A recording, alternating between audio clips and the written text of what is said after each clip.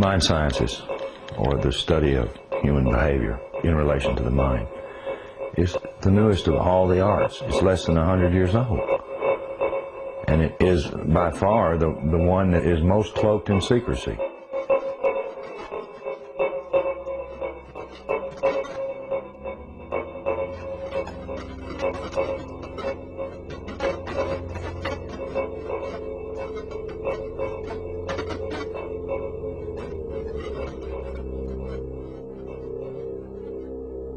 The origins of psychological warfare were in Nazi Germany, and in the Nazi ideology they had something that was called Weltanschauungskrieg, which means worldview warfare. The idea for them was imposing the Nazi worldview on the countries that they had occupied. The Americans picked up this idea, created an American version of it, and called that psychological warfare.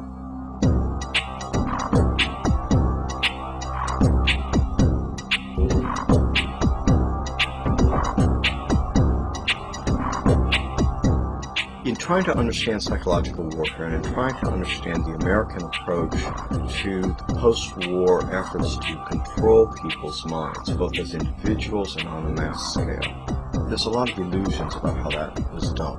Were Nazis involved in that process? Yes, they were. Project Paperclip was a United States government-sanctioned CIA operation for the importation of Nazi and fascist scientists into the United States.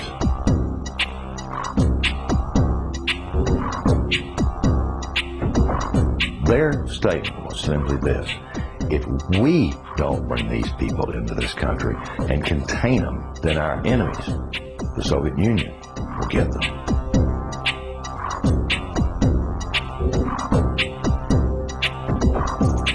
The first wave was to bring these scientists. There was 700 odd propulsion scientists, and then there were some 600 and some odd mind sciences people that they brought in. The CIA was given the responsibility of actually placing the individuals that had a Project Paperclip into the military-industrial complex, including our colleges and universities.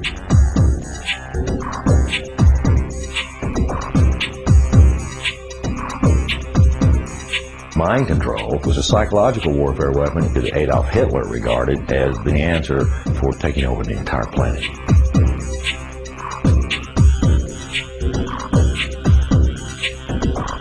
The name for the mind control research in this country was MK Ultra. MK Ultra was one program of a series of programs that came out of the CIA to experiment with different types of mind control, using drugs, using electroshock, using insulin shock, and other techniques.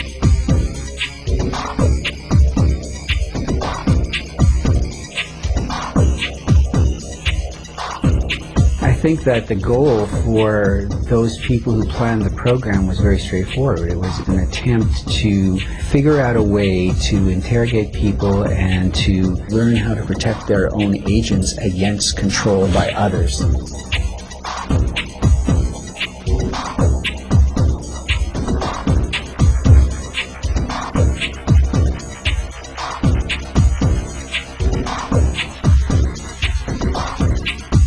If you put someone in a position of being disabled by not feeding them or not allowing them to sleep or overwhelming them with sound, if you use massive shock treatment and you give people massive doses of drugs such as PCP or mescaline or amphetamines or LSD, and if you put them in periods of darkness where they can't predict from one minute to another what is going to happen next, so they're always dreading, there's no consistency to sort of what's going to happen, anybody can be put in a position of being open to brainwashing.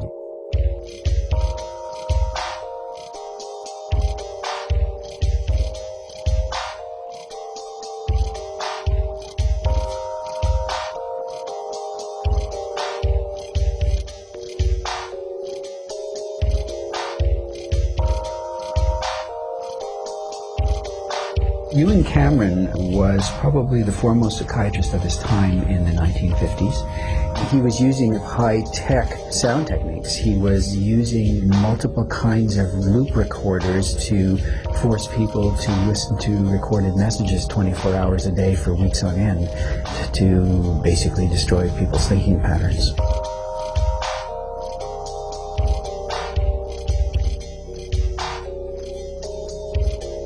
He injected the lysergic acid into the vein, and he patted me on the shoulder and said, "Now there, lassie, we'll see you later."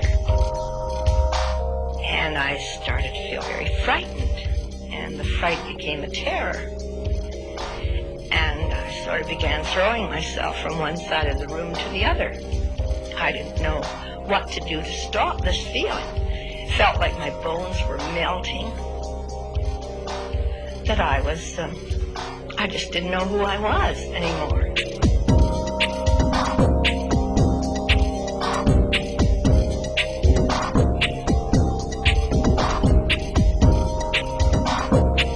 This is not just break-ins of people's homes. It's not just invasions of privacy by illegal wiretapping. This is an invasion of a person's mind. And that is about as profound an injury, except for loss of life, that the government can impose.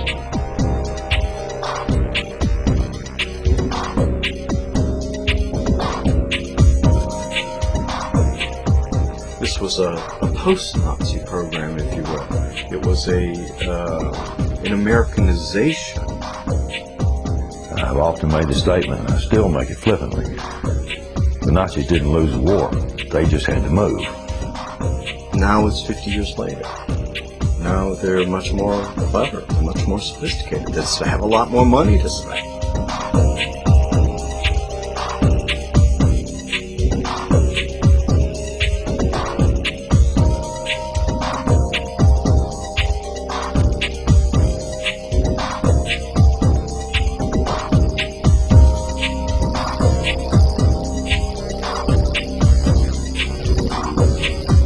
His motor coordination was disrupted because of the compound's effect.